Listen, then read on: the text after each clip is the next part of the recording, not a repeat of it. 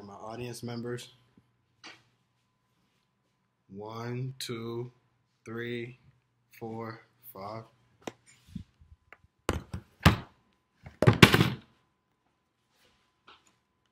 My note cards, my ID, along with my note cards.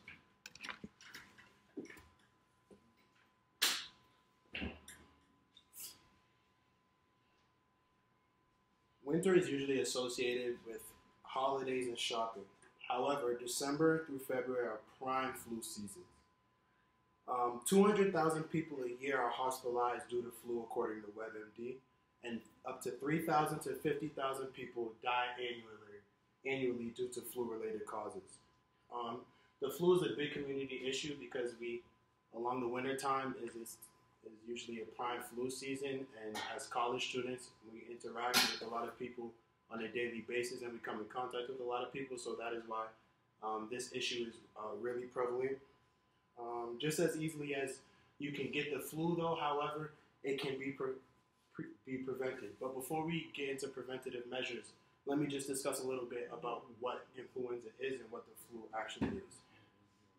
The seasonal flu, which is most commonly mistaken with the common cold, is actually called influenza.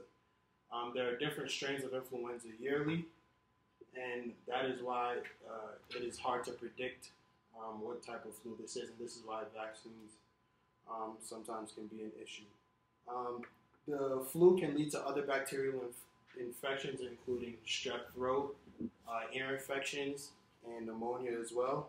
And the virus is spread by jumping from person to person, and coughing and mucus can be spit out up to 6 feet, and that is why the virus can be seen on counters and tables, and it can rest there for days at a time. As I said before, the virus is transmitted through mucus drops, and even though you don't come in contact with the person that has the virus, come in contact with surfaces that are infected with the virus can propose an issue. There are a few prevention steps that you can take, however, to combat the flu itself.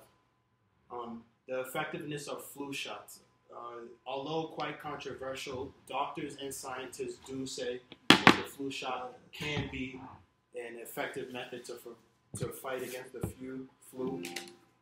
The immunization reduces the risk of the flu by up to 40 to 60%, according to the U.S. Center of Disease and Control. If you're not a fan of getting the flu shot, there are other methods. Using tissues instead of handkerchiefs and other papers.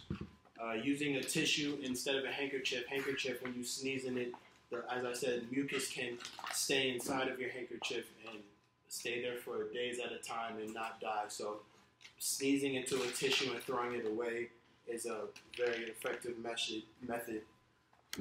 Using antibacterial sprays and antiviral sprays to spray down surfaces and counters before you eat, because mucus can stay on these counters and contaminate your food, and as well as washing your hands thoroughly with antibacterial soap or an alcohol-based hand sanitizer. Other hand sanitizers won't work as effectively, but alcohol kills viruses and germs. Lastly, there are things that you can do if you do get sick. If you do happen to receive the flu, the worst thing you can do is to try to power through it, because that can get other people sick, and also your body just needs rest in order to fight the flu. Scientists say sleep and rest is the #1 thing you can do to help your immune system fight the flu. Drinking plenty of fluids. Usually when you get the flu, it's also accompanied by fevers. So getting the flu can cause you to sweat, and it's important to refuel and put the lost fluids that you lose from sweat back into your system through water. And #3, it's important to take medicine. There's no need to be a hero. Medicine is there to aid in your recovery. So take medicine, and that will be important as well. According to WebMD, it's also important to use steam. Vicks and hot steam showers can help open your airway and ease congestion as well, making breathing These are just some of the methods you can use to combat the flu as well as what the flu is. Thank you.